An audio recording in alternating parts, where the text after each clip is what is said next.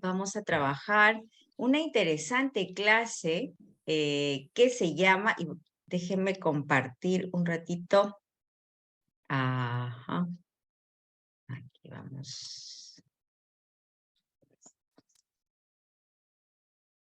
Vamos a trabajar el día de hoy la estructura y representación simbólica de la familia, pero antes vamos a entrar en un tiempo de compartir algo de las tareas que habíamos dejado la semana pasada. Entonces, no sé quiénes estuvieron revisando la página del campus, el sílabo, y quienes estuvieron revisando también las leyes de protección frente a la violencia familiar en cada país. Entonces, el día de hoy vamos a darle un espacio a nuestros hermanos para saber qué es lo que dice la ley frente a la violencia familiar en los diferentes países, ¿ya? Vamos a trabajar primero con Chile. A ver, ¿cómo están nuestros hermanos de Chile? ¿Alguna persona que quisiera de manera voluntaria compartirnos? O en todo caso, los designamos. Me habilitaron el micrófono. Yo de Chile, Adelante. bueno, yo con relación a la violencia, en Chile está la ley 20066 que tiene como por objeto prevenir y sancionar la violencia intrafamiliar. Existe también el CERNAM, que es un Ministerio de la Mujer y de Equidad de Género, ya que está latente constantemente en monitoreo por diferentes plataformas, teléfonos, y de hecho la publicidad abarca en diferentes lugares transitorios como paraderos, panaderías, consultorio, muy accesible como para que en una emergencia o en una pelea también la persona afectada pueda hacer uso de ese teléfono que es permanente. También la ley en Chile sobre el matrimonio, está la ley de matrimonio civil entre un hombre y una mujer, que es la ley 19.947, y además está también establecido en Chile desde diciembre del 2020-21 la ley de acuerdo de unión civil, la 20.830. Es, Perdón, esas dos serían las leyes de matrimonio. ¿podría repetir la última, por favor? La ley de matrimonio, la de civil, que es entre un hombre y una mujer, es la 19.947, pero también desde diciembre del 2020-21 en Chile se aprobó la ley de acuerdo de unión civil, que es la 20.830 por el LYTB, más conocida como unión civil, acuerdo entre hombres o entre mujeres, por decirlo así, por no decir homosexual. Es Listo. ¿Alguna comentario acerca de esto, hermanos? Quizás Chile mismo, si tiene algún comentario.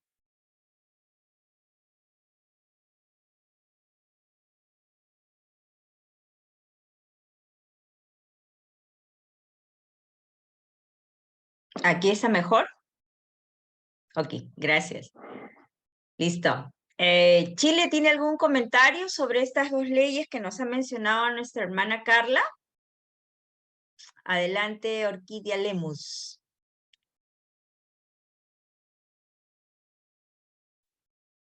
Buenos días, hermana. Mire, Buenos días. también con el estado de excepción que hay en Chile, por la violencia que ha habido, se pueden hacer divorcios online. Entonces son de más bajo costo y en acuerdo entre las parejas. Eh, y eso en 30 días ya estarían listas las personas con su divorcio. Pero y con los testigos todo se hace online, la firma, todo online. Por eso es express le llaman. Eso podría acotar. Muchas gracias, Orquídea. Wow, qué tal celeridad de los procesos en Chile, ¿no? Wow. Ok, si no hay ninguna otra comentario sobre Chile, entonces vamos a pasar a Colombia. Adelante, Colombia. Cuéntenos un poquito.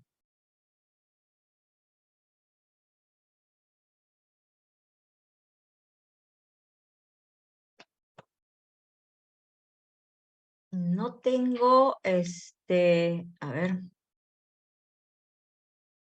no tengo a nuestros hermanos de Colombia nominados aquí en el.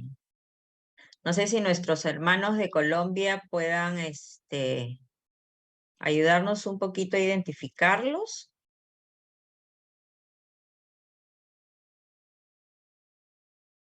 Si no, vamos a Perú.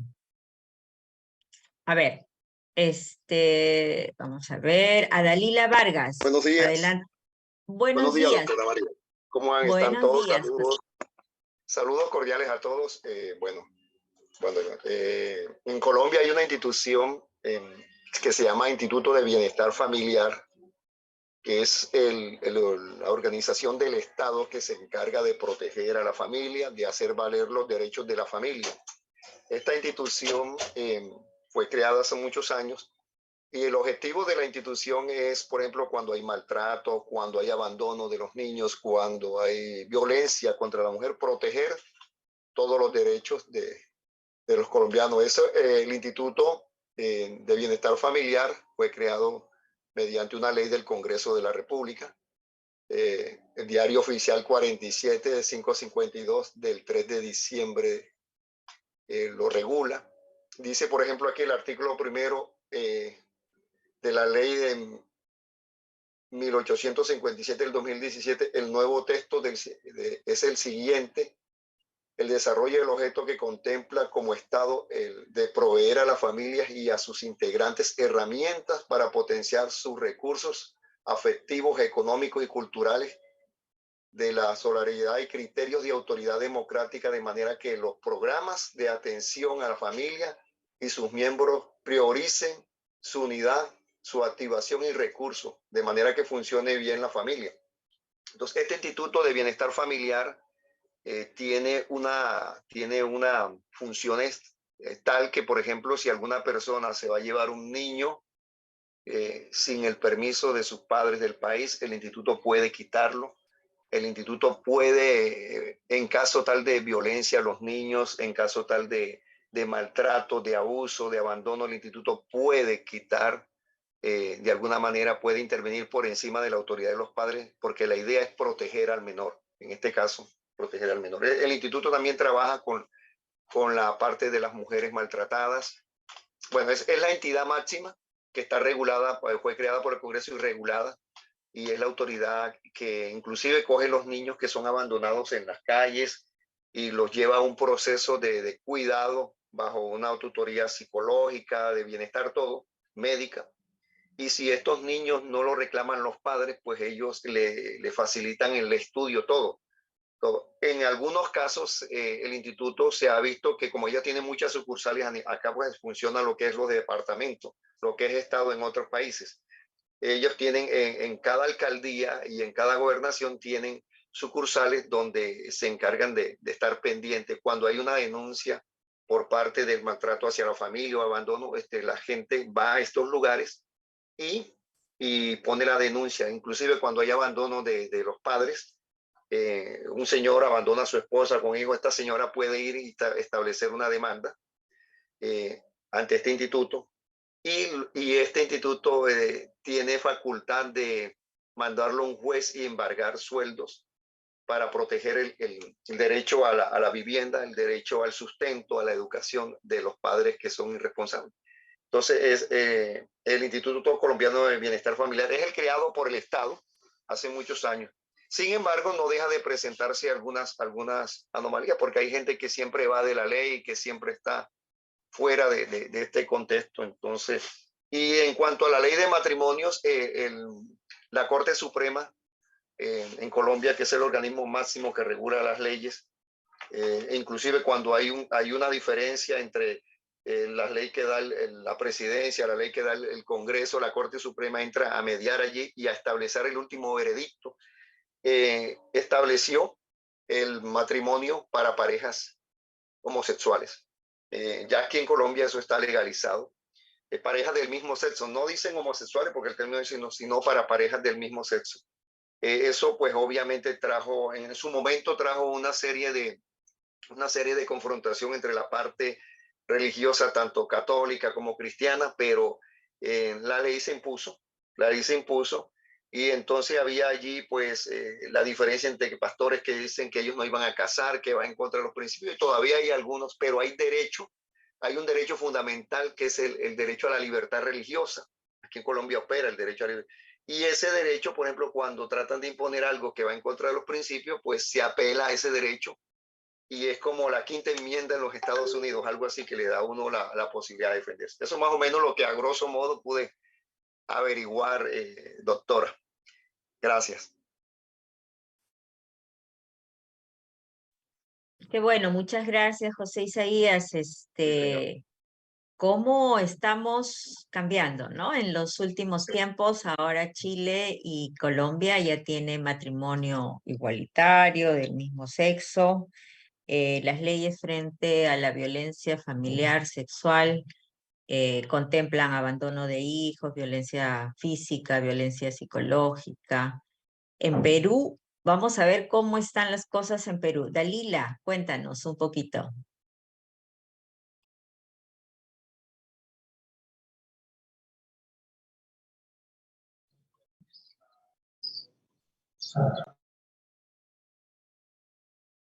Si le habilitamos el micrófono a Dalila, por favor.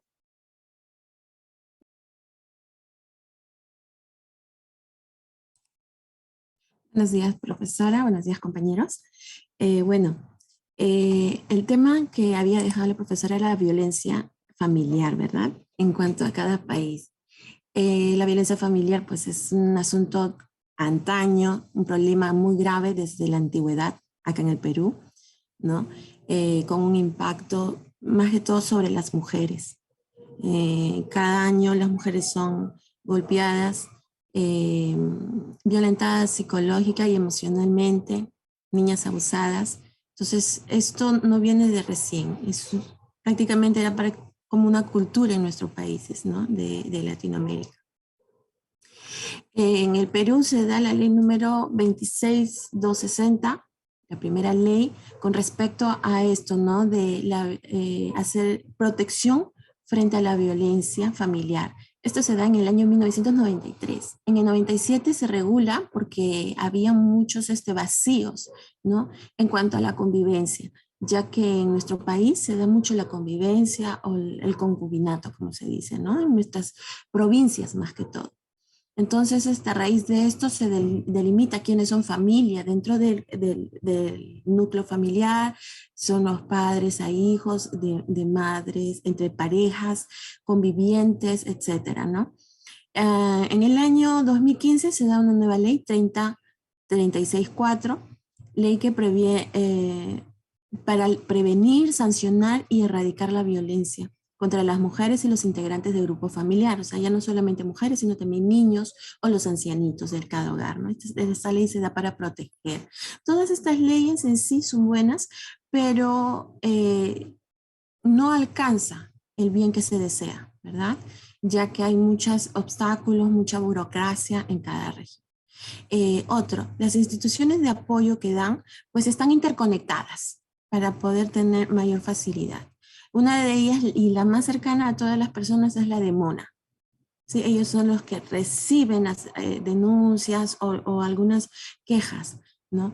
De ahí tenemos la Defensoría del Pueblo, la Policía Nacional, todos ellos están interconectados, ¿no? Cuando sucede un caso, inmediatamente el otro ya está informado, ¿no? Es cosa de las autoridades informar y pasar esta información para verificar los casos.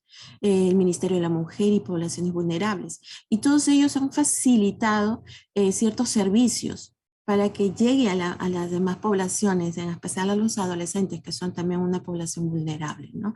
Y entre ellos tenemos pues estos servicios, la línea 100, Servicio de atención de urgencias, el Centro de Emergencia Mujer, y hay una línea chat que se llama Chat 100, ¿no? Que es para prevención, para ayuda psicológica a los niños y adolescentes, ¿no? Y mujeres también. Como decía, la línea 100 mayormente son para mujeres. En cuanto a matrimonios, pues en nuestra nación todavía, en el Perú todavía no se ha legalizado el matrimonio de parejas del mismo sexo.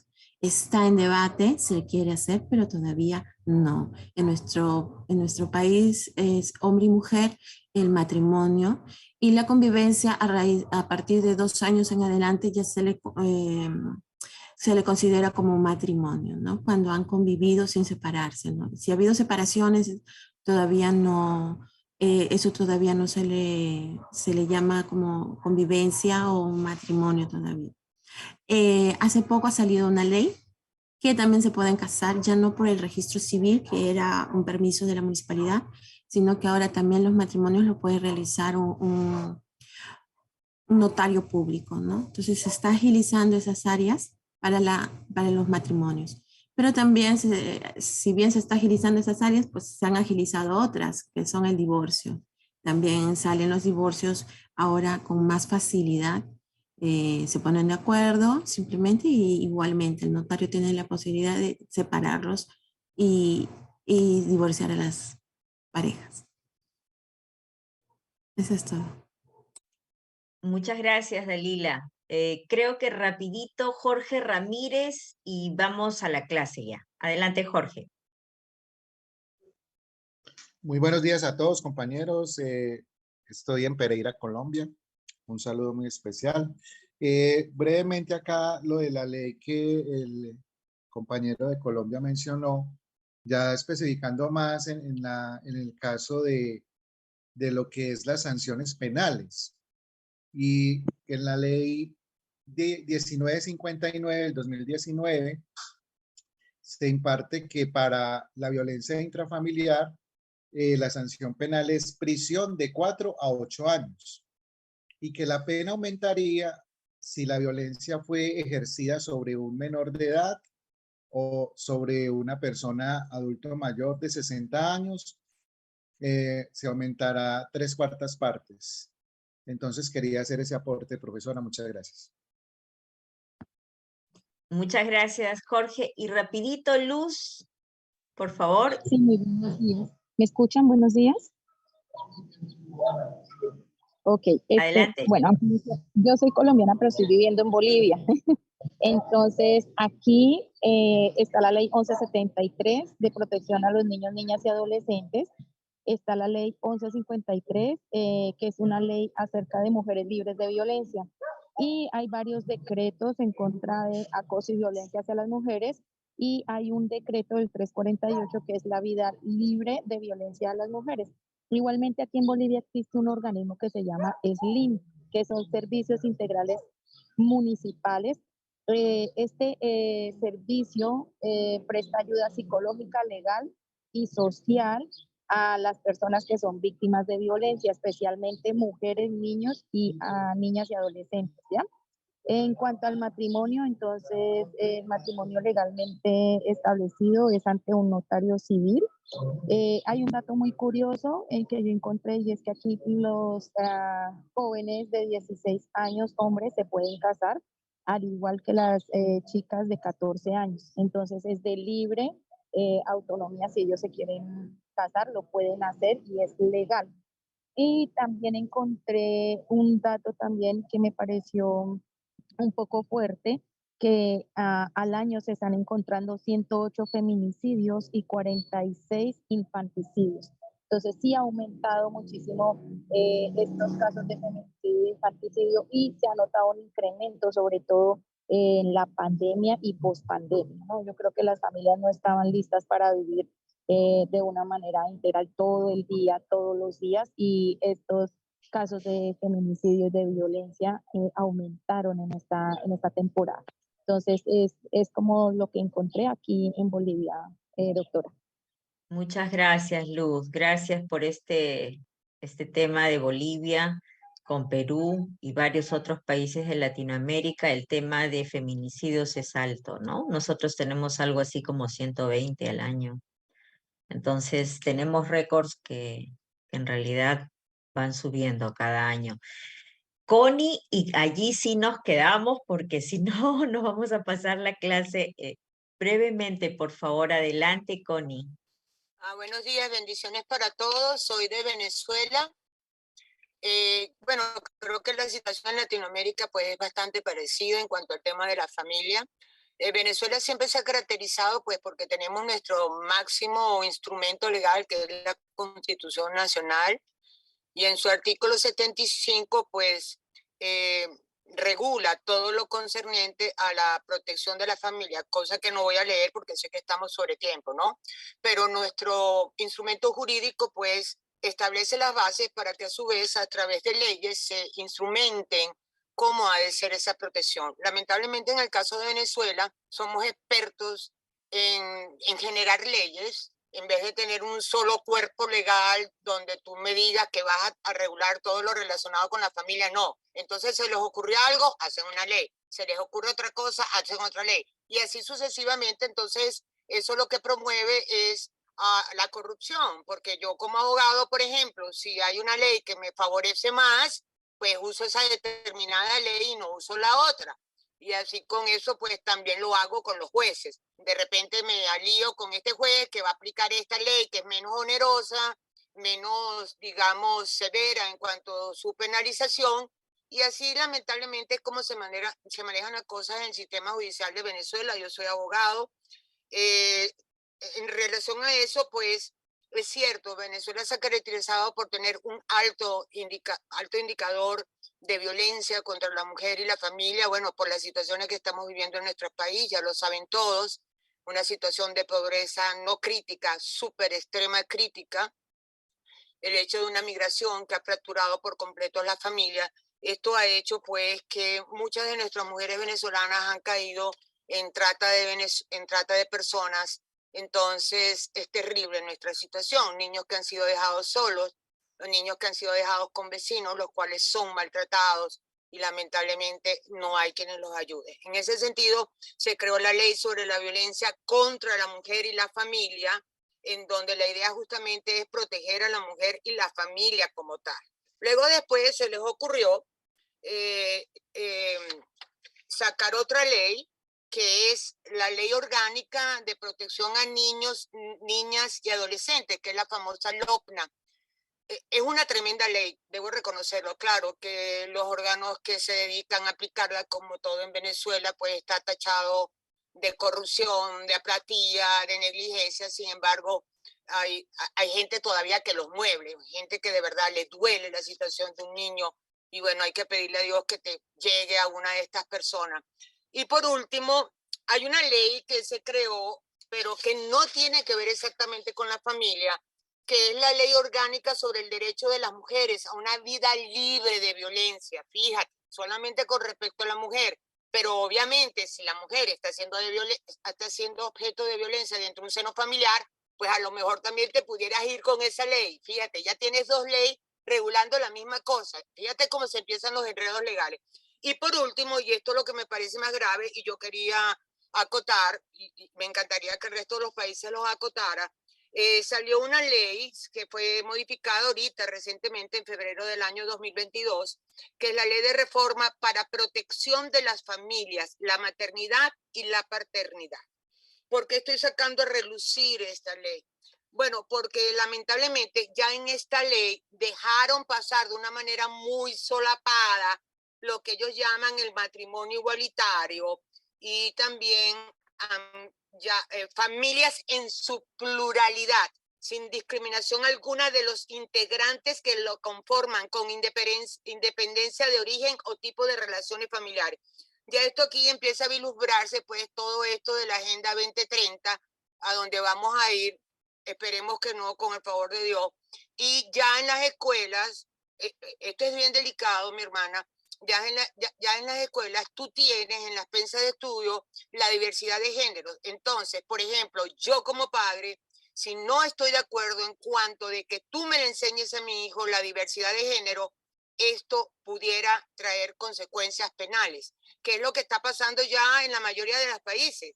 Te hablan de que los que obedecemos el diseño natural de Dios tenemos un discurso de odio. No, nosotros no tenemos ningún discurso de odio. Quienes lo tienen en todo caso son ellos, pero hacia allá vamos, hermana. Por eso que creo que es bien importante, de verdad es una petición que yo les hago, quizás porque mi país todavía no ha sido probado de una manera expresa y estamos en pleno movimiento de hacer cosas, pues, para evitar toda esta situación. El saber cómo se está llevando esto en la mayoría de los países, porque ya me enteré por aquí que en Colombia ya está aprobado, en Chile está aprobado, en Argentina está aprobado y afortunadamente en Perú todavía no está aprobado. Muchísimas gracias, mi hermana, y disculpe el tiempito que me llevé. Ok, muchas gracias, Connie. Vamos a dejar a Eusebio y a Carlita para el siguiente bloque, pero antes quiero pedirle a nuestra hermana Ana Basurto que pueda orar un ratito por nuestros hermanos venezolanos.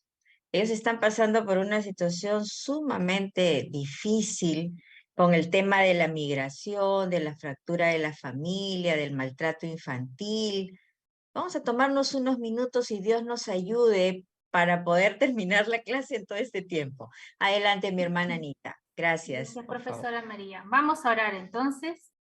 Vamos a pedir a nuestro Dios Todopoderoso que Él obre en gran manera sobre este país. Oramos. Bendito Dios Padre, te damos gracias, Señor.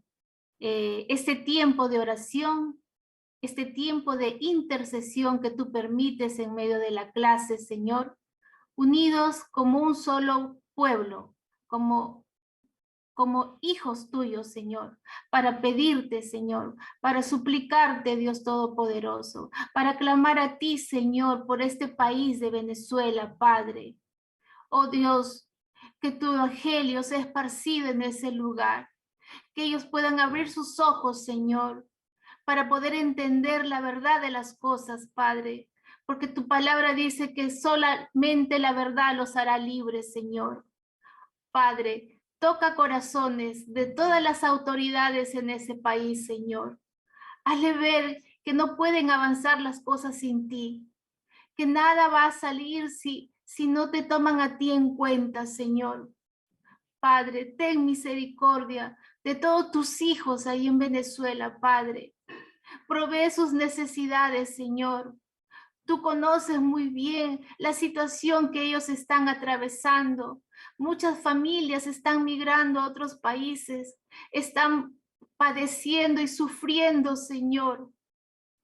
Pero sabemos que todas las cosas ayudan a bien, Padre. Sabemos que después de este tiempo de aflicción viene la bendición, Padre. Y esa es la esperanza que tenemos, Señor, que tú obrarás en este país en gran manera, Padre. Escucha nuestra oración, Señor. Te lo pedimos, Padre. Te lo pedimos, Señor, porque tú eres nuestro proveedor, nuestro dador. Gracias, Señor. Bendice a todo este pueblo en el lugar donde estén, Padre Santo. En el nombre de tu Hijo Jesucristo te lo pedimos. Amén y amén. Amén. Y continuamos seguramente cada uno orando por las mujeres, por los niños en cada uno de los países hermanos, porque realmente, así como Colombia, que ahora está sufriendo por esta migración tan fuerte que está en todos los países casi de Latinoamérica, sobre todo el maltrato a los niños, ¿no? De los niños que quedan cuando los padres salen, ¿no? El tema de la explotación sexual de las mujeres fuera de sus países, porque eso es fuerte, ¿no? O sea, ¿cómo me regreso si no hay recurso? ¿A quién voy si soy extranjero? Señor, por favor, Dios mío, bendice a ese país. Muchas gracias, hermanitos. Ahora sí, vamos a empezar con nuestra clase. Vamos a correr, porque si no, no vamos a llegar. Bien, hoy día vamos a trabajar entonces la estructura y representación simbólica de la familia, es decir, vamos a graficar a la familia en algunos modelitos, en algunas representaciones, para que podamos identificar y ver cuál es la historia de las familias a lo largo de las generaciones. Bien, hoy vamos a trabajar el famoso familiograma. ¿Qué es un familiograma? Es una representación, es una imagen de las relaciones familiares. Aquí en estas imágenes ustedes van a poder ubicar que este cuadrito de acá es el papá, que tiene 36 años.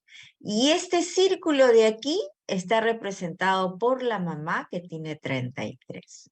Y ellos han sido unidos por una línea, tanto horizontal como vertical, y de allí han nacido varios hijos. Siempre se pone al varón al lado izquierdo, a la mujer al lado derecho, unidas en situaciones de matrimonio, de convivencia. Vamos a ir mirando las líneas luego, y vamos a poner a todos los que son varones, sean adultos o niños, representados en un cuadrito, y a todas las mujeres representadas en un círculo. Y dentro de esos cuadritos vamos a poner las edades: 11 años, 9 años, 6 años, y todas las gestaciones van a ir en un triangulito, que va a ser que esta mamita está gestando, ¿no? Hay otras familias que tienen otro tipo de hijos, en este caso son gemelos, y las dos son mujercitas, ¿no? Y aquí tenemos una línea punteada donde este hijito va a ser adoptivo. Cuando son punteados, son adoptivos. Entonces, un familiograma es la imagen de todas las relaciones familiares, ¿no? Entre padres, entre hijos, entre padres e hijos, etcétera, abuelos, tíos, primos, etcétera. Ahí se va a visualizar la historia de una persona, porque al costadito yo puedo poner que esta persona de repente está sufriendo una enfermedad. De repente esta persona tiene hipertensión arterial. De repente esta mamá tiene diabetes. O de repente tiene cáncer. O de repente tiene cirrosis. O de repente tiene otra enfermedad. Y a lo largo del tiempo, cuando los hijos van a ir creciendo, probablemente veamos que estas enfermedades de papá o mamá están llegando a algunos de los hijos, ¿no? Entonces, esta técnica del familiograma fue desarrollada por primera vez en psicología clínica y terapia familiar por Mónica McGoldrick y Randy Gerson. Y también se hizo un libro que se llamó Familiogramas, Evaluación e Intervención en el año 85. Estos familiogramas son muy usados en medicina familiar, en psicología, en trabajo social, en investigación genética, en educación y en otras áreas del conocimiento. En este caso, los familiogramas van a tener dos niveles, ¿no? Vamos a hablar solo de una familia nuclear, una generación hacia abajo, donde hay padres y hay hijos, nada más. Ese es el familiograma, dos niveles. En los genogramas ya vamos a tener de 3 niveles, tanto hacia arriba o hacia abajo. Si tenemos acá a los padres, tendremos a los hijos aquí. Si tenemos aquí a los padres, tendremos a los abuelos acá. Entonces los genogramas pueden ir en forma ascendiente o en forma descendiente también, ¿no? Ahora, ¿para qué nos sirve un familiograma? Nos da pistas sobre futuras complicaciones en nuestra salud. Es bien interesante, porque gracias a los estudios generacionales de salud de una familia se puede observar determinados problemas clínicos. Hay familias enteras que sufren de hipertensión arterial, por ejemplo. Hay otras familias que sufren de cáncer. Hay otras que sufren de diabetes. Entonces, hay toda una secuencia, transmisiones generacionales a veces, que nos van a estar clarificando la historia familiar a lo largo de estos diagramas que se llaman familiogramas o genogramas, en el caso que sea de más de 3 niveles. Se habla de una transmisión generacional de Bowen, donde dice que las familias se repiten a sí mismas. Entonces, lo que sucede en una generación vuelve a ocurrir en la siguiente generación. Van apareciendo de generación en generación algunas conductas que pueden tomar diversa forma o pueden ser iguales. Entonces, muchas veces tenemos modelos implícitos que se van transmitiendo de una generación a otra generación. Las generaciones, recuerden que están entre los 20 y 30 años, ¿no?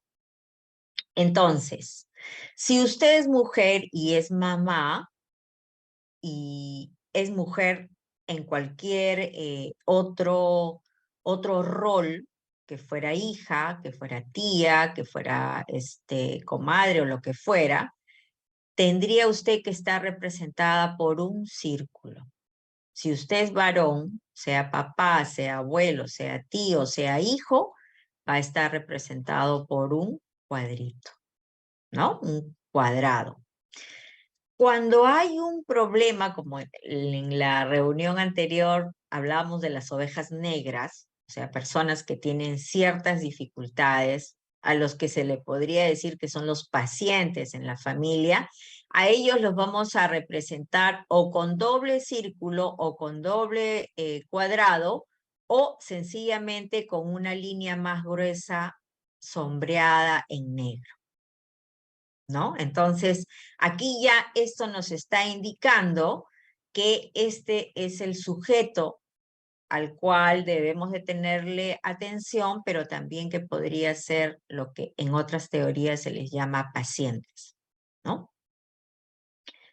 Cuando hay un fallecimiento, por ejemplo, mi mamá o mi papá están fallecidos y yo quiero hacer solo de mi familia nuclear el familiograma, entonces pongo, si es mujer, un círculo y una X al medio y el número, es decir, la edad en la que falleció.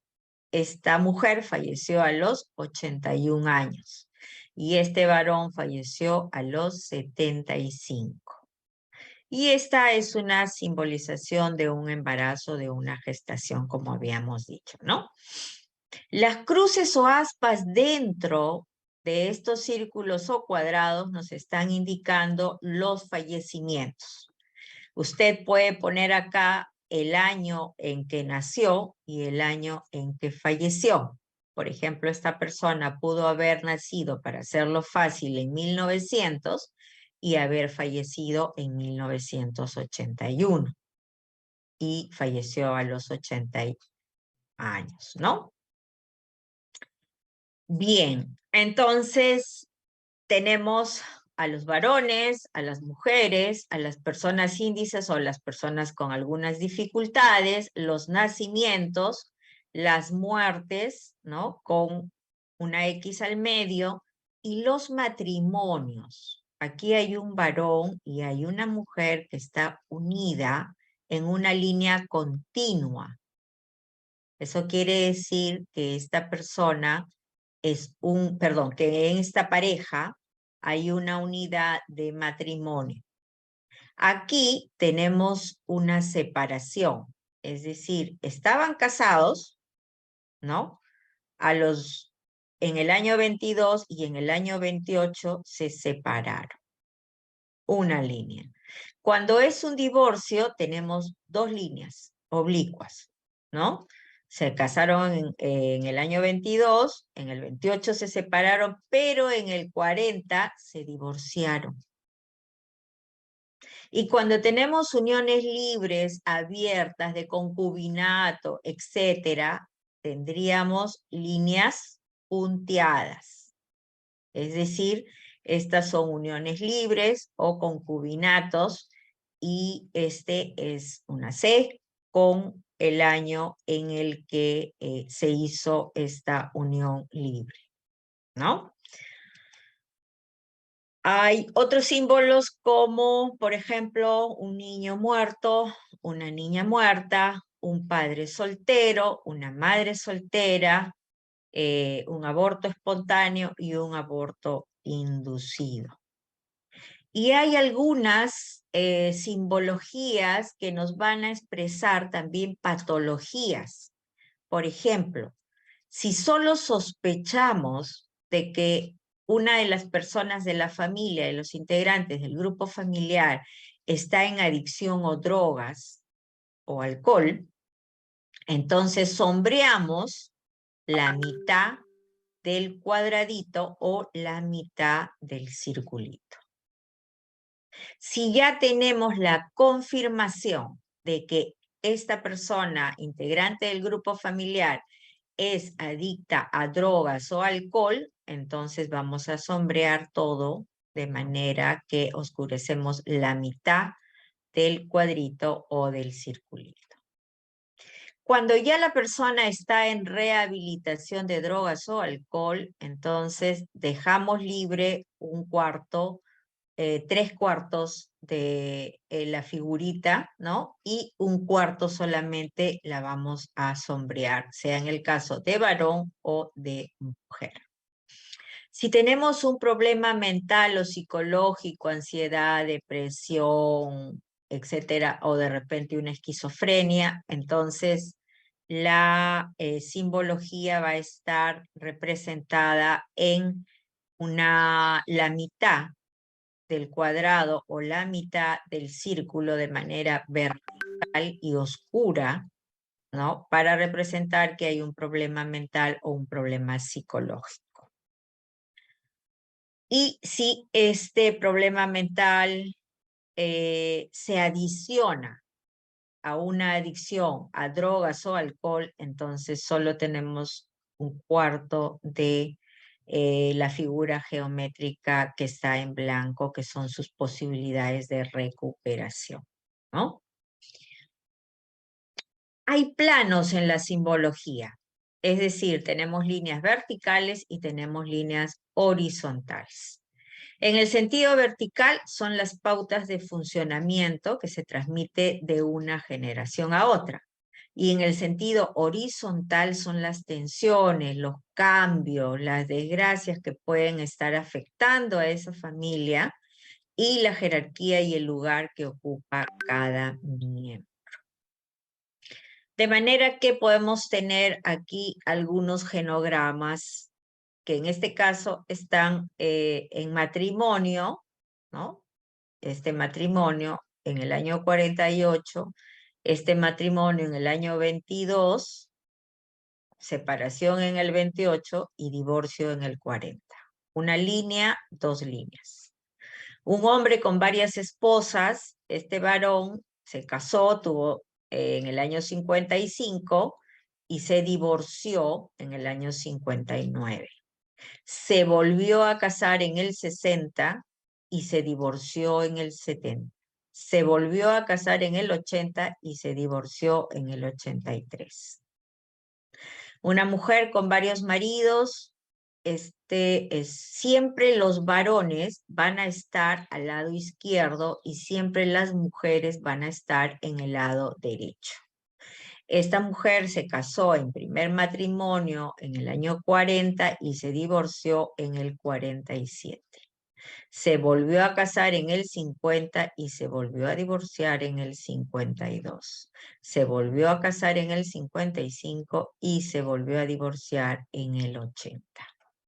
Parece la vida de los ricos y famosos, ¿no? Bien. También estos familiogramas nos indican relaciones familiares. Es decir, aquí al lado izquierdo vamos a tener siempre al papá o al esposo. Al lado derecho a la mamá o a la esposa. puede que no hayan hijos, pero cuando hay hijos, entonces tenemos hacia abajo unas líneas, siempre que sean fruto de hijos biológicos, a los varoncitos y a las mujercitas, ¿no? Tenemos siempre hacia el lado izquierdo a los hijos mayores. Y luego el segundo, tercero, cuarto, quinto, de manera que el último que se representa es el hijo menor y el primero que se representa es el hijo mayor, ¿no? Aquí tenemos, en este diagrama, tenemos a un matrimonio en el año 1922. Aquí tenemos matrimonios múltiples de este varón, ¿no? Siempre de izquierda a derecha, siempre a la izquierda el varón y a la derecha la mujer, ¿no? Entonces tenemos este matrimonio del 55 divorciado del 59, del 60 divorciado en el 70, del 80 separado en el 83. Entonces, este es el caso de un matrimonio múltiple de un varón con 3 mujeres. Las relaciones horizontales nos están indicando el tipo de relación que hay tanto entre varones como entre mujeres, entre padres o entre hijos también.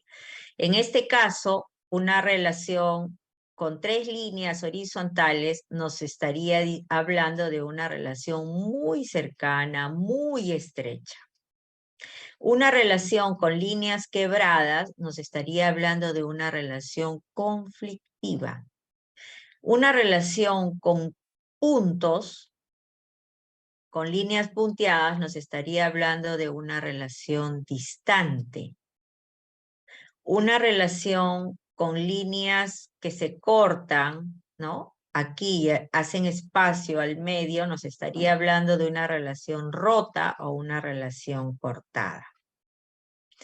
Una relación con líneas que parecen cercanas más la línea conflictiva, nos estaría hablando de una relación muy cercana, fusionada pero conflictiva. Y una relación de pareja, si va varón-mujer y la línea es, hay una flecha hacia abajo con una dirección hacia la derecha, estaría hablando de que es el varón el que tiene la relación dominante sobre la mujer y viceversa, ¿no?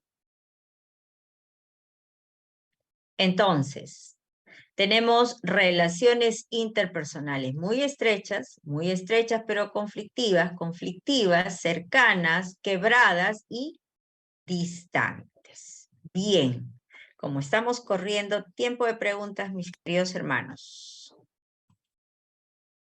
¿Hasta aquí alguna pregunta? Hermano Jorge Aguirre, adelante por favor, si le pudieran habilitar el micrófono a Jorge Aguirre. Luego a Jorge Garcés y Miguel Pacheco.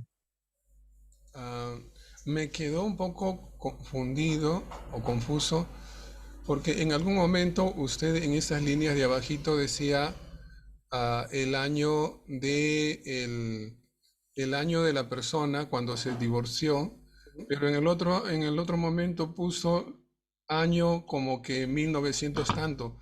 Entonces no sé qué exactamente significa. Más atrásito, más atrás, por favor. Por ejemplo, sí, a ver, ahí, por ejemplo, esto de esta M significa, ¿qué exactamente significa? Porque me quedé así confundido porque en algún momento usted dijo 1948 o en algún momento dijo 48 años, entonces no sé qué significa. Ya, esta M es una M de matrimonio que en el año 48 se casó este varón y esta mujer. Y ya. Acá también está... Sí, ya. dígame. No, está bien, siga nomás. Disculpe que le haya cortado. Y en este caso de acá, por ejemplo, el matrimonio del año 22 con una separación en el año 28 y con un divorcio ya en el año 40. Y a ver, explíqueme eso. ¿Esa M es al 22 años de casado o es el año 1922? Ya, cuando es un puntito o cuando no hay nada, es en el año 22, pero si usted le pone M igual 22, entonces podrían ser 22 años de casados. Ay. Ok, ya. Sí, por ahí iba mi confusión. Gracias. Muchas gracias, hermano. Adelante, ¿quién más estaba? Jorge Garcés y Miguel Pacheco, creo. Muy buenos días, doctora. ¿Cómo están? Buenos días a cada Buenos uno de días. los participantes. Que Dios los bendiga. Sí, tengo dos preguntas concretas sobre el familiograma y sobre el genograma. En el familiograma, usted comentaba de que en ello podemos ver las enfermedades, ¿verdad? De los padres, ¿no? La pregunta exacta es, con respecto al familiograma, ¿cómo se podría determinar en el hijo adoptivo, ¿no? Porque ya en los padres, o sea, no biológicos, o sea, prácticamente no podríamos ahí determinarlo, ¿no? Y la segunda pregunta es en el genograma, ¿no? Estaba viendo sobre lo que es hay un genograma para los casados, hay un genograma para los del concubinato, hay uno para los que se divorciaron y se casaron, pero no veo un genograma donde es lo típico acá, bueno, en Perú, ¿no? Que hay el concubinato y luego formalizan ese concubinato, ¿no? Pasan al matrimonio, ¿no? Y eso, ¿cómo se podría representar? Muchas gracias por vuestra respuesta. Ok, muchas gracias, hermano. A ver, en el caso de los hijos adoptivos, la transmisión genética no es tal porque no son hijos biológicos, ¿no es cierto? Entonces, las enfermedades tipo, no sé, pues, diabetes hereditarias, ¿no? Cáncer, hipertensión arterial, por ejemplo, no se van a transmitir al hijo adoptivo.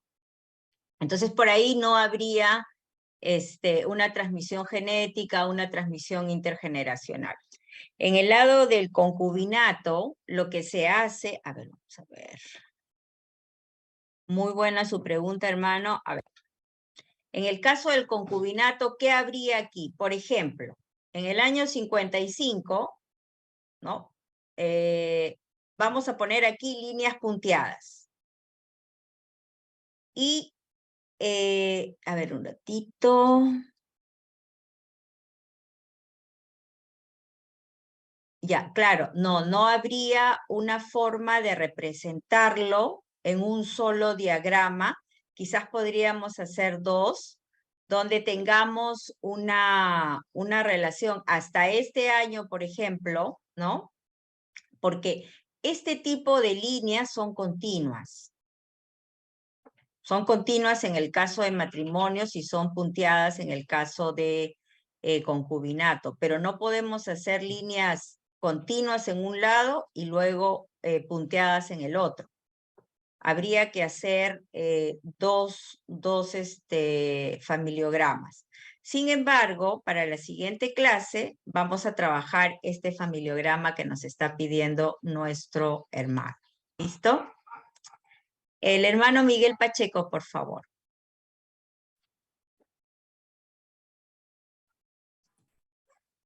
Sí, una pregunta en cuanto a los hijos que nacen de una relación matrimonial. Si primero nace mujer y después nace un varón, ¿a quién se pone primero? ¿A la mujer que nació primero y después al hijo? ¿O al revés, como siempre dicen que a la izquierda primero va el varón? A la izquierda siempre va el varón en el caso que sea la relación de pareja, o sea, el matrimonio, o la convivencia. Ya. En ese caso va a la izquierda el varón. Pero en el caso de abajo de los hijos, van en el orden que corresponda. ¿Qué parecen? Ya. Ok. Ya. 1, 2, 3, 4, ¿no? De acuerdo a cómo nazcan. Si es mujercita primero, la primera será mujercita, ¿no? Ok, gracias. Eso sería. ¿Listo? Ok, entonces, si no hay ninguna otra pregunta, vamos a continuar, ¿ya? Porque como que el tiempo se nos ha Se nos ha cortado el día de hoy un poquito. Bien. Ok, entonces tenemos que el familiograma, ¿no? Tenemos en estos casos, los hijos van de mayor a menor, ¿no? Si es que el caso es varón acá, será varón, y si es mujercita, será mujercita, ¿no? Como en el caso de aquí. ¿Por qué es útil esta técnica? Porque ofrece una visión muy rápida de las relaciones familiares.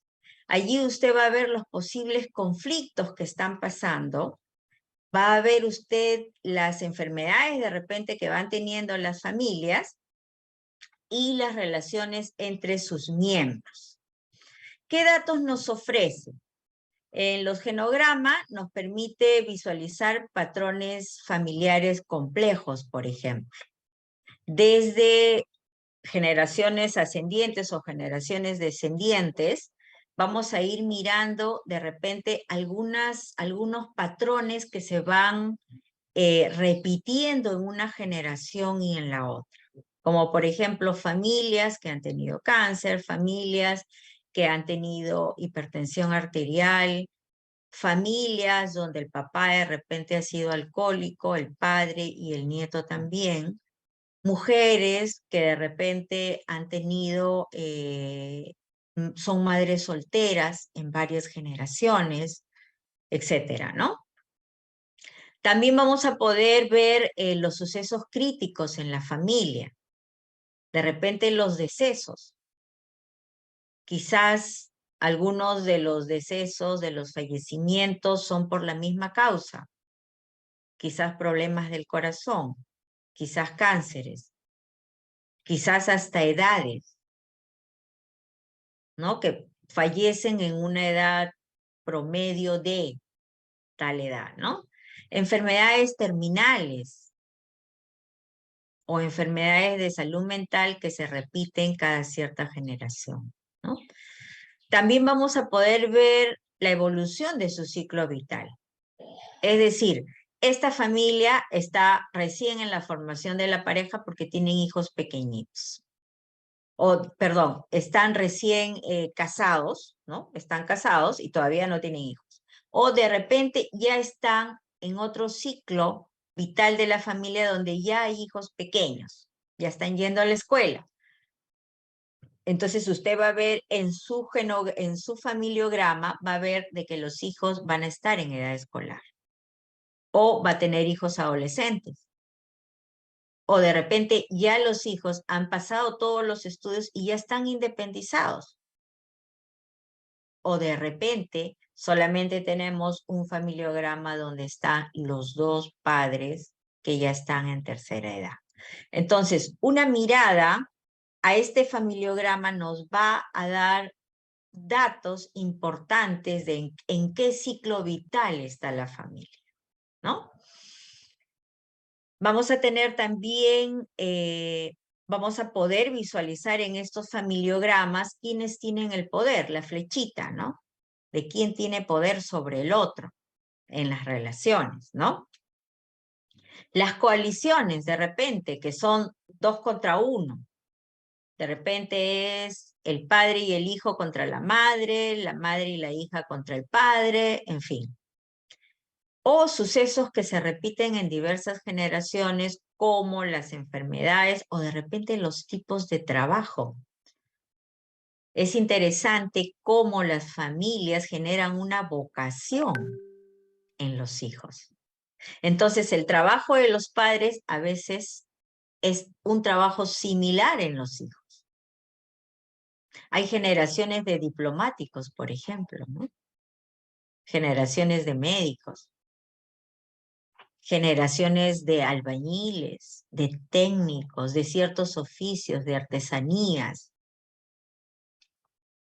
Entonces, a través del familiograma, usted identificando cada una de las ocupaciones que van a tener los miembros de la familia, usted va a ir pudiendo predecir inclusive a través de la entrevista familiar cuáles serían las posibles vocaciones que van a tener los hijos, ¿no? Y también van a ver si es que las familias son funcionales o disfuncionales de acuerdo a las relaciones. Entonces, este instrumento va a ser valiosísimo. ¿Para qué? Para su orientación y consejería familiar. Cuando usted comience a hacer un familiograma o un genograma, usted va a ir mirando cuáles son las relaciones en la familia, en qué ciclo están, qué sucesos críticos hubieron, cuáles son las estructuras jerárquicas de poder, qué sucesos se están repitiendo de generación en generación, qué tipo de familia es. Entonces es muy importante de que nosotros tengamos una representación simbólica de la familia. Vamos a ver ahora un video que nos va a decir un poquito cómo elaborar un familiograma. Vamos a aprender cómo realizar un familiograma o genograma básico, herramienta fundamental para un médico de familia. Por convención, el hombre se representa con un cuadrado y va a la izquierda, y la mujer con un círculo y va a la derecha. El vínculo legal, en este caso están casados, se representa con una línea continua por debajo del círculo. Vamos a identificar a nuestra paciente con una flecha. La edad se coloca dentro del símbolo y el nombre a la derecha y arriba del símbolo. Cuando queremos graficar a una persona fallecida, en este caso la mamá de María, tachamos el símbolo, colocamos la edad del fallecimiento dentro y la causa a la derecha del símbolo. Colocamos a los padres del marido de María porque uno de ellos es de relevancia para nuestra historia clínica. Ellos están divorciados. Lo ideal es que el genograma tenga 3 generaciones como mínimo, por lo cual vamos a colocar a los hijos de María por orden cronológico y sus nombres a la derecha. Si presentan alguna patología, también la vamos a colocar a la derecha del símbolo. Luego rodeamos con una línea punteada las personas que conviven en la misma casa, en este caso María, su marido, sus hijos y su suegro. También es un dato útil colocar la ocupación de los miembros de la familia, que lo podemos colocar a la derecha del símbolo. A su vez, la hija mayor de María, Analía, está embarazada de 23 semanas, lo que se representa con un triángulo. No tiene vínculo legal con su pareja, por lo que la línea es punteada y ellos se encuentran separados. María tiene una relación muy conflictiva con su suegro, pero su vínculo es muy bueno con su marido. Como su esposo está sin trabajo, el recurso económico de la familia es la jubilación de su suegro. Esto se señala con un asterisco y un número sobre el símbolo y luego se escribe la referencia abajo del familiograma. Debido a su buena relación, el recurso afectivo de María es su esposo.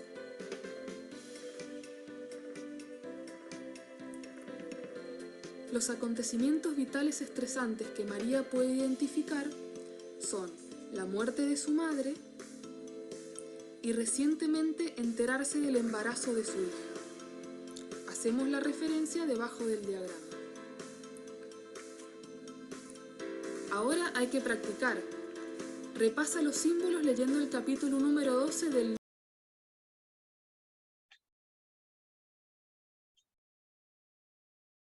La Revilla. Realiza el familiograma. Vamos a aprender cómo realizar un familiograma. Ok, entonces hemos visto allí en este video cómo podemos realizar un familiograma e inclusive tener algunos acontecimientos vitales estresantes, ¿no? Cosas que está pasando la familia, como por ejemplo el embarazo no deseado de uno de los hijos o la muerte de la madre, de la mamá de la familia, o de repente la pérdida del trabajo del padre, o quizás si el papá fue a la cárcel.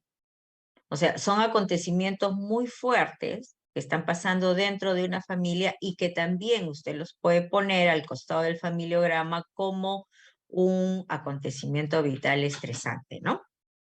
Entonces, Vamos a ver cómo es la interpretación, ¿no? Nosotros tenemos familias nucleares cuando hablamos de padres e hijos, tenemos familias extensas cuando hablamos de padres, hijos, primos, tíos, nietos, nueras, yernos, de repente dentro de la familia. Tenemos familias monoparentales, donde solamente está el papá y el hijo, la mamá y la hija, o tenemos familias reconstituidas, donde viene el esposo, la esposa, y el esposo trae los hijos de un compromiso, de un matrimonio anterior, o la mamá trae los hijos o las hijas de un compromiso anterior. Entonces tenemos una familia ensamblada, reconstituida, ¿no? Tenemos la posición de los hijos, ¿no? Muchas veces los hijos mayores generalmente se les delega bastante responsabilidad porque son los únicos, ¿no? Y estos hijos se sienten muy responsables, pero también se sienten especiales porque reciben todo el afecto de los padres. No hay competencia entre hermanos. Es el único o la única, ¿no? Entonces, generalmente hay mucha expectativa sobre ese hijo, sobre esa hija. Y siempre se piensa que es el proyecto de la familia y que ese hijo, esa hija va a ser grande realmente, va a tener mucho éxito en la vida. Porque hacia ese hijo, hacia esa hija se ha ido toda la atención de los padres. No solamente la atención, sino las mejores escuelas, de repente las mejores atenciones en salud, en educación, de repente ha tenido una vida cómoda, o también ha podido no tener una vida llena de privilegios, pero sí de muchas responsabilidades, y ha desarrollado algunas habilidades adultas, ¿no? Producto de la responsabilidad que ha tenido, y se espera que sea un adulto responsable, exitoso, etcétera, ¿no? Con los hijos menores no necesariamente sucede lo mismo, porque cuando ya los padres han tenido varios hijos, generalmente el hijo menor los coge como cansados, ¿no? Como que ya han experimentado la educación de los hijos mayores, han visto qué funciona, qué no funciona. El padre y la madre son mayores también, ¿no? En edad, y de repente el hijo menor ha sido criado con menos presiones, con menos responsabilidades, y ha sido protegido, cuidado por los hermanos mayores. Entonces a veces los menores salen como terribles, ¿no? Salen un poco irresponsables.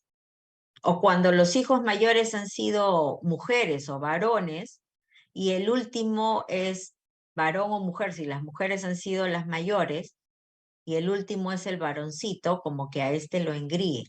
O si los mayores han sido varones y la última es mujercita, como que a ella la engríen, le hacen las cosas. La educación de los padres ya no es la misma, y generalmente son hijos más libres, pero también menos responsables, a veces más dependientes, porque están pensando que otros tienen que cuidarlo, que otros tienen que ayudar, ¿no? El hijo único tiende a ser independiente socialmente, ¿no?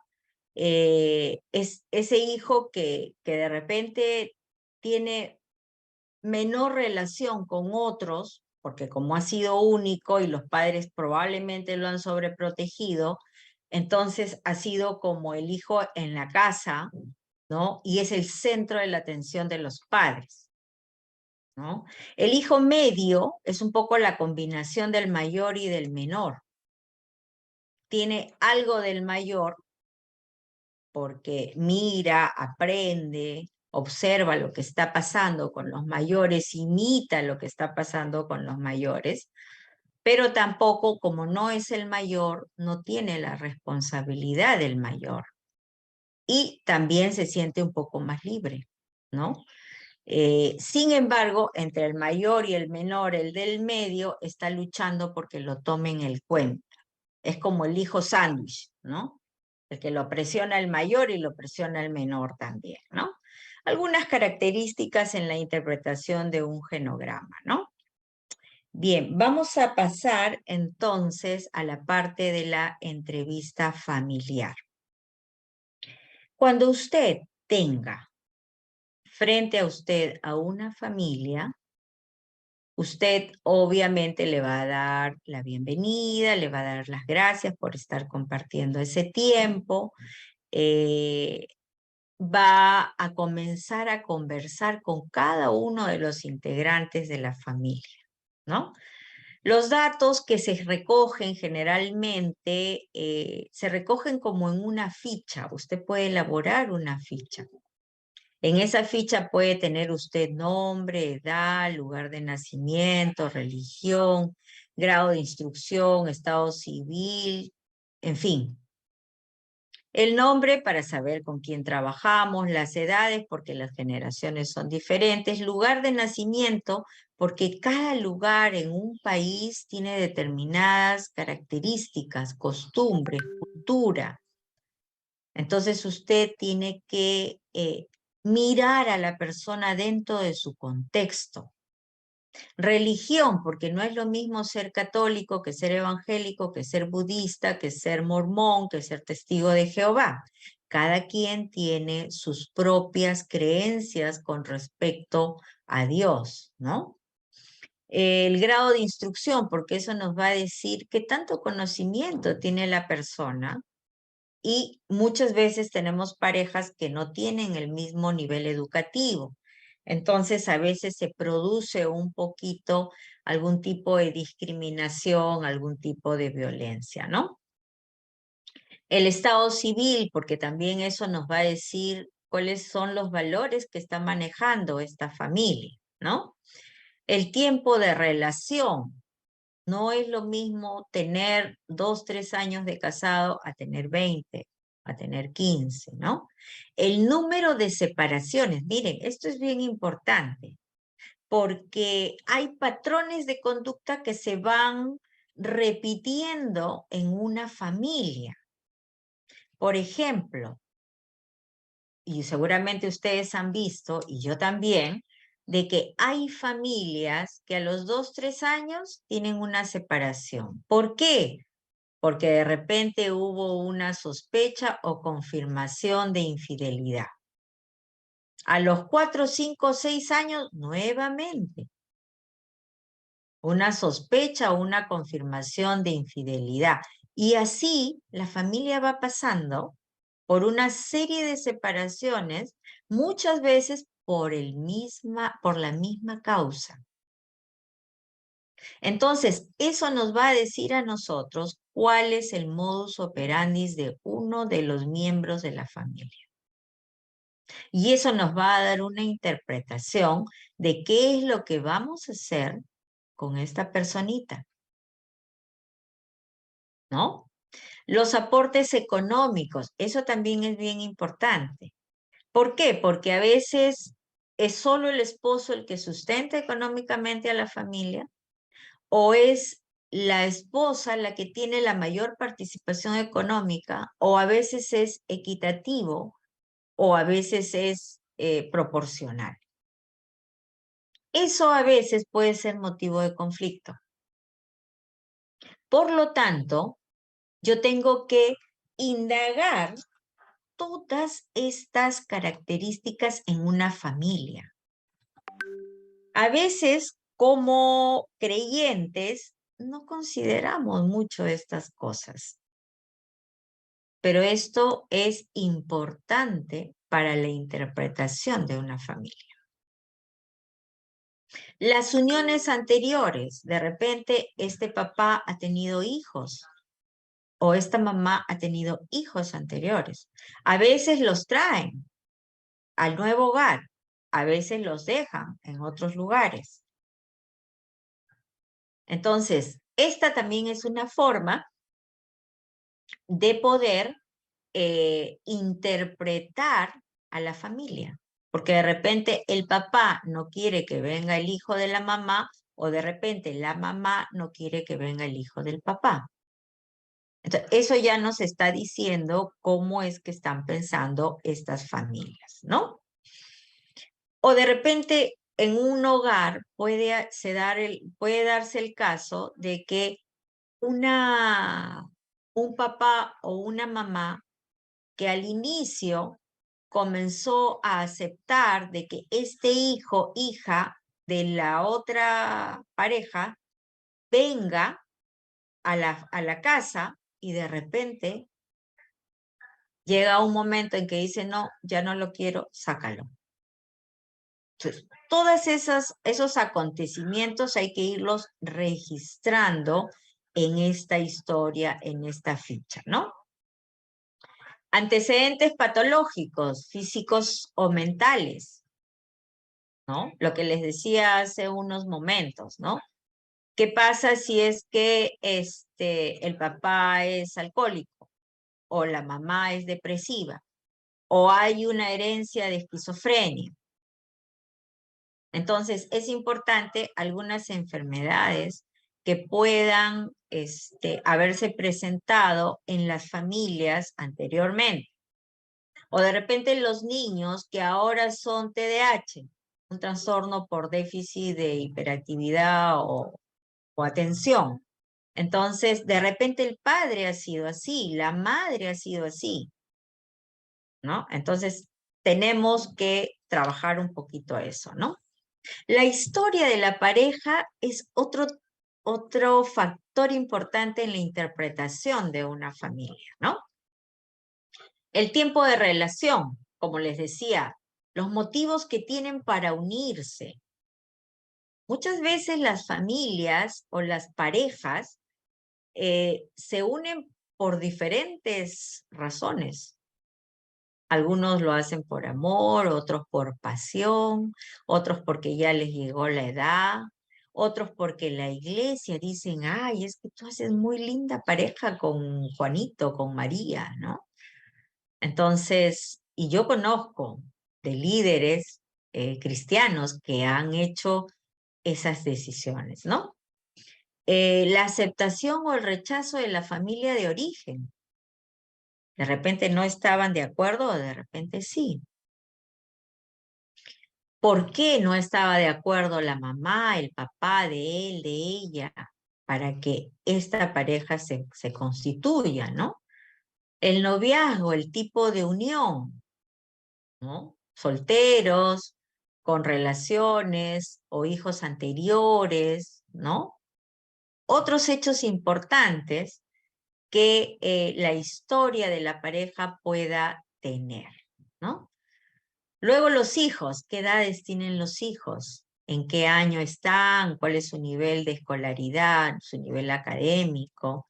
¿Están trabajando, no están trabajando? Algunos hijos trabajan y no aportan a la casa. Algunos trabajan y sí aportan, ¿no? Una breve descripción un poco del carácter de cada uno de ellos, ¿no? Antecedentes patológicos, preguntar por las enfermedades físicas, hipertensión arterial, diabetes, obesidad, epilepsia. Yo he conocido familias que han tenido estos problemas de obesidad desde la madre, los hijos y varios, ¿no? Es una familia de muchos gorditos, ¿no? O de repente algunas familias que tienen antecedentes de epilepsia también, ¿no? O antecedentes mentales, de repente dificultades mentales como psicosis, trastornos de personalidad, ¿no? Como dependientes, antisociales, narcisistas, esquizoides, paranoides, en fin, ¿no? Obsesivos compulsivos, en fin. O trastornos emocionales, ¿no? Familias que son muy ansiosas, que algunas son depresivas, algunas sufren de alguno de los miembros con adicciones o con trastornos alimentarios, ¿no? Pueden transmitirse estos modelos de los padres a los hijos. Entonces, todos estos antecedentes son bien importantes a la hora de la historia clínica de una familia, ¿no? En la entrevista familiar también debemos de anotar cómo son las relaciones entre sus miembros. De repente hay alguna alianza. Recuerden que las alianzas son uniones para bien. Por ejemplo, yo y mi hijo o mi hija voy a ponerme de acuerdo para darle una sorpresa a mi esposo por el día de su cumpleaños. Y hago una alianza con mis hijos para sorprender al papá, al esposo, ¿no? O pueden haber rivalidades también, ¿no? De repente el hermano mayor no se lleva bien con el hermano segundo o tercero o con el hermano menor, ¿no? O de repente los mismos padres tienen dificultades entre ellos, ¿no? Hay también sumisiones, ¿no? Hay obediencia 100% sin murmuraciones ni contiendas, ¿no? Mencionar las características de la dinámica familiar, el tipo de comunicación, lo vamos a ir viendo en las siguientes clases, porque hay toda una clase de comunicación, ¿no? Si hay una comunicación agresiva, si hay una comunicación muy intelectual, en fin, ¿no? ¿Qué normas, qué valores hay en la familia, ¿no? Normas que, por ejemplo, de repente a los hijos se les deja que se amanezcan y los padres se van a acostar y no corrigen, ¿no? Valores, de repente se les deja que mientan y tampoco se les corrige. Tipo de autoridad, roles que hay, ¿no? No todos los roles son iguales. Hay roles de padres, roles de hijos. A veces los padres asumen los roles de los padres, perdón, los hijos asumen los roles de los padres, ¿no? Y bueno, ahí uno va observando toda la dinámica familiar, cómo se va desenvolviendo esa familia con ciertos parámetros de medición que estamos estableciendo ahora, ¿no? Condiciones de hábitat, ¿no? ¿Qué vivienda tienen? De repente en un solo lugar están durmiendo padres e hijos. Y hay la posibilidad de que los momentos de intimidad sexual de los padres se escuche con los hijos y los hijos comiencen a desarrollar ciertas conductas de estimulación sexual temprana, ¿no? De repente algunas costumbres y hábitos de higiene, de seguridad, de influencia del vecindario, etcétera, ¿no? El diagnóstico. Vamos a hacer una especie de análisis de todos los datos recogidos y vamos a interpretarlos, ¿no? Y esa interpretación va a decirnos, bueno, hay que darle atención al hijo mayor, a la hija mayor, al padre, a la madre, etcétera. Y vamos a ir trabajando para modificar las relaciones que se dan entre padres e hijos, entre los cónyuges, etcétera, ¿no? Y luego hay que generar un plan de acción, ¿no? En base a la jerarquía que hemos hecho de los problemas. El primer problema que usted debe de trabajar en toda familia es la violencia. Si hay violencia física, si hay violencia psicológica, si hay violencia sexual. En el caso de Perú, la ley está contemplando ahora la violencia patrimonial.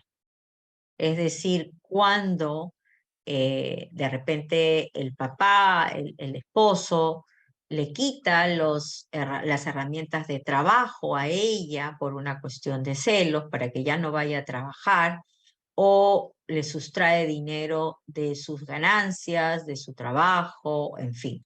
O sencillamente la violencia psicológica, los insultos, las humillaciones, las amenazas. Esa es la prioridad para poder trabajar una relación saludable en las familias. Lo primero que usted tiene que decir es, se quitan los insultos, las palabras soeces, y comienzan a valorarse a cada uno de los miembros de la familia. Si alguno de ellos está en error, tendrá que corregirse. Y usted ayudará a que eso suceda.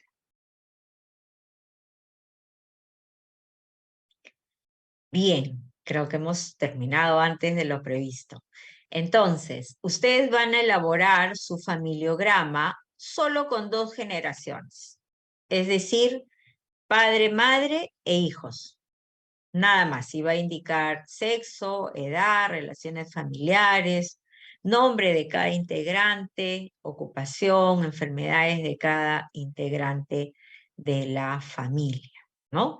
Es bien importante de que usted indique y represente a los varoncitos en cuadritos, a las mujeres en círculo, ¿no? Y vea qué tipo de relación, por ejemplo, habría entre padre y madre.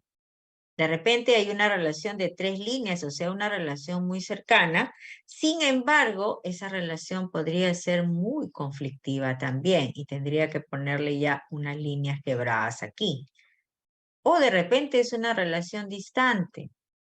Entonces habría que ponerle puntitos suspensivos o una relación quebrada.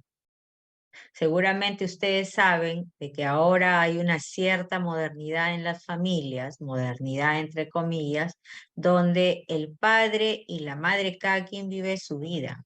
Están separados, pero viven bajo el mismo techo.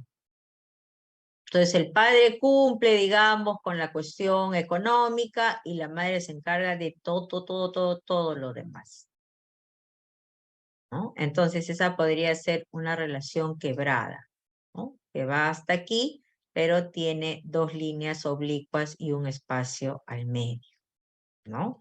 Los nombres de cada persona, ¿no? Acá podría ser Juan, acá podría ser María, la edad de la persona, ¿no? En el caso de que esta persona hubiera fallecido, como se le pone una X, ¿no? Y tendría los años de nacimiento y de deceso, ¿no?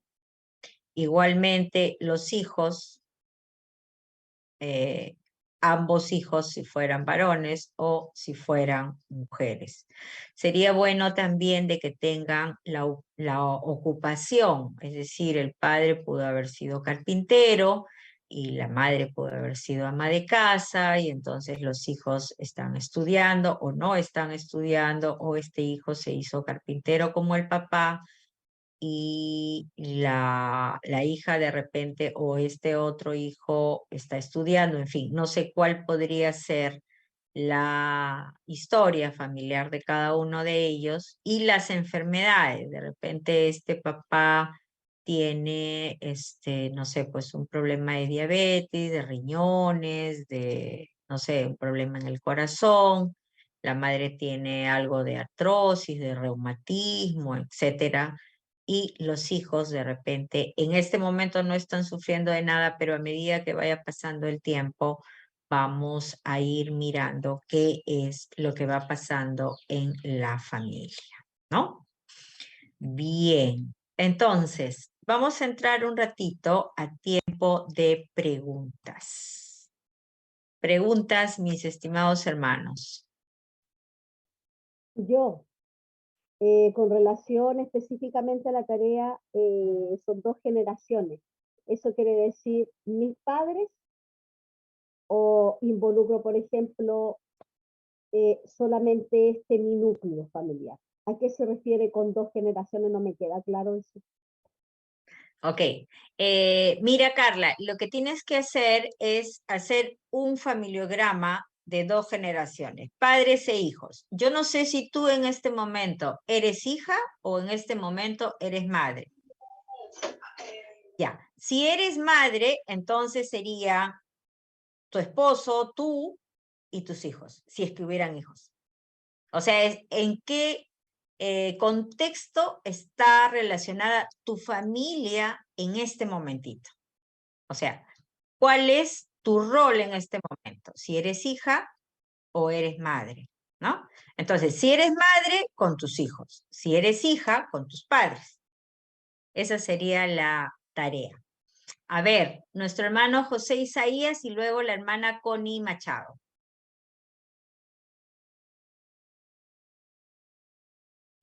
Bueno, la pregunta, doctora, es la siguiente. Bueno, ¿qué sucede ahí en el caso? Ya entendí lo del organigrama, las líneas gruesas y las líneas delgadas. ¿Qué sucede, por ejemplo, cuando elaboremos el diagrama y de pronto el familiar, si yo lo hago en el caso personal, el familiar, mi padre ha muerto hace muchos años o mi suegro ha muerto, hay que incluirlo ahí como muerto, no porque se hayan separado o algo, simplemente que murió, llegó la, ¿cómo se ubica ahí entonces en el organigrama la persona? ¿Con las rayitas o simplemente se hace algún anotación? A ver, lo primero que tenemos que pensar para hacer un familiograma es cuál es nuestro rol. Si yo soy en este momento mamá, entonces mi familiograma va a ir esposo, esposa y los hijos de abajo, ¿no es cierto? Si yo soy hijo, porque de repente yo soy soltero, entonces, ¿quién es mi familia? Mi familia ahorita son mis padres. Entonces tendré que hacer a mis padres arriba y abajo a los hijos, donde yo estoy también, ¿no? Esa sería un poquito la ubicación de su familiograma, ¿no? Ahora, estoy pidiendo solo 2 generaciones para que sea más sencillo. Pero si usted quiere, podría hacer 3 generaciones. Entonces ya sería hacia arriba, en el caso de que quisiera usted diagramar a sus padres, ¿no? Entonces sería, de repente, usted está aquí y aquí arriba estaría su papá y su mamá, ¿no es cierto? Entonces, aquí pone un circulito, perdón, si en el caso de ser mujer o varón, el círculo con una cruz y la edad en la que falleció. Entonces, usted tendría un ascendiente, usted y de repente sus hijos en el caso de que esté en pareja, ¿no? En convivencia o en matrimonio, ¿no? Así sería. A ver, Connie, adelante. Ajá, mi hermana, muy buena herramienta, me gustó muchísimo. La pregunta es parecida a una que formuló un compañero, pensando pues en una familia que estaban casados, se divorciaron, tuvieron una hija. Eso está facilito ahí de representar. Ahora, es la señora se une en una relación sentimental con otra persona. Ahí yo tendría que hacer otro familiograma. No, pues ya sería una mujer con varias relaciones. A ver. Ajá, pero como, si yo te entendí, sí, porque yo podría poner, sí, el marido, la raya que se divorció y luego la otra pareja con la cual no se ha casado, pero ¿cómo se identifica que la hija que tuvieron es del marido y no del novio? A ver, vamos a ver el... Ya, a ver, dame un minuto para podértelo explicar acá en la...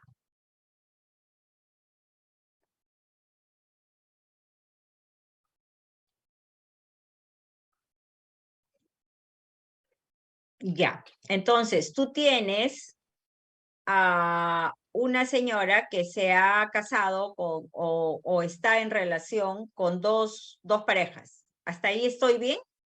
Sí, una vez se casó, se divorció y ahorita está, como decimos aquí en Venezuela, rejuntada, pues viviendo con un señor. Ya, entonces, esta relación de esta señora, ¿no? Acá está una mujer, está con un señor que se casó. Hasta aquí. ¿Listo? Se casó. Sí. Perfecto. Ya. Acá es un matrimonio más, no sé si fue separación o divorcio. Si fuera separación, tendríamos una línea y si fuera divorcio, tendríamos 2 líneas. La siguiente relación es una línea punteada. ¿Por qué? Porque ya no es matrimonio, sino es convivencia. Y si continúa, entonces no habría esa línea de acá, sino de que ya aquí sería la mujer acá. No sé si me dejo entender. A ver, nuevamente. Esta persona, esta mujer, no ha tenido 3 relaciones, sino solo 2. ¿Ya? La primera relación fue en matrimonio, acá. Probablemente se separó. Si se separó es una línea y si se divorció fueron 2 líneas. Correcto. Listo. De allí tuvo otra persona, que sería esta personita de acá. En esta relación ya no hubo matrimonio. Aquí en esta relación ya hubo convivencia. De manera tal de que la línea ya no es recta, sino es punteada. Punteada. Es punteada, ¿por qué? Porque es una relación de convivencia. Yo no sé si de repente aquí hubieron hijos también, ¿no? Sí, Y si en hubo un hijo de la persona con el cual estuvo casada. Entonces, Ok. tú sacas, ajá. Entonces aquí le pones una línea y si es varón, cuadrito, y si es mujer, circulito. Acá, en esa segunda relación, con este varón ya no hay matrimonio, hay convivencia, por lo tanto hay líneas punteadas. Y acá, esta bolita de aquí estaría aquí. Porque sería una mujer con 2 varones, en este caso fue 3. Aquí nomás estaría la señora, ¿no es cierto? Y no sé si es que, si como sigue, no habría ninguna línea perpendicular. Correcto. Porque hay una relación continua en este momento, pero en líneas punteadas por ser convivencia. Y para representar el hijo del esposo, tendría que sacar una raya de abajo del esposo y de la señora para que se vea que tuvieron un hijo, para que no haya confusión. Claro, acá. Sí. Ahí tendría que ser si es que hay un hijo de esta señora con este segundo compromiso. Con el primero, con el que estuvo casado. Ah, con el primero sería aquí. Ok, gracias, mi hermana. Esa era la duda. Ya, listo. Gracias, Ok. mi hermana. Ok, listo. ¿Alguna otra preguntita más? Hermana Sandra Costa de Colombia, a ver. No se oye, Sandra.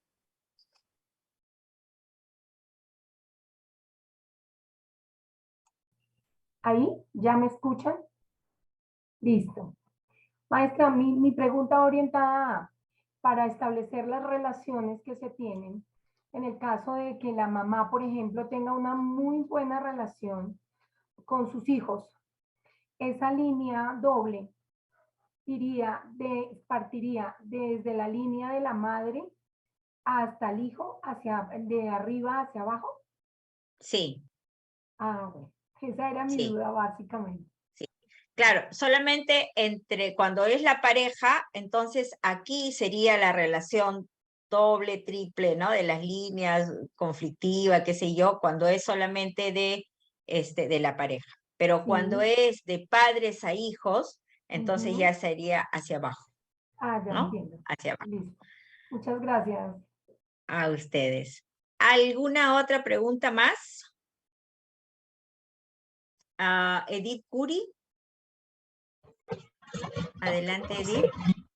Buenos días con todos, especialmente con usted, maestra. Necesito una ayuda personal.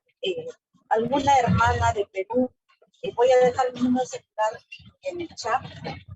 Por favor, yo tengo un problema de retención y atención. Es decir, yo tendría que escuchar 2 hasta 3 veces una explicación para poder entender. Por eso es que a mí me cuesta muchísimo recibir cursos, porque sufro mucho en eso, pero sí tengo toda la intención, toda la buena,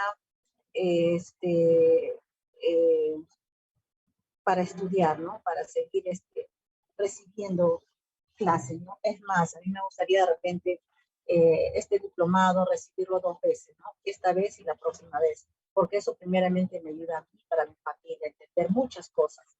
Y lo del diplomado, recibir un diploma ya es una segunda opción para mi vida, ¿no? Para yo poder hacer algo, ¿no?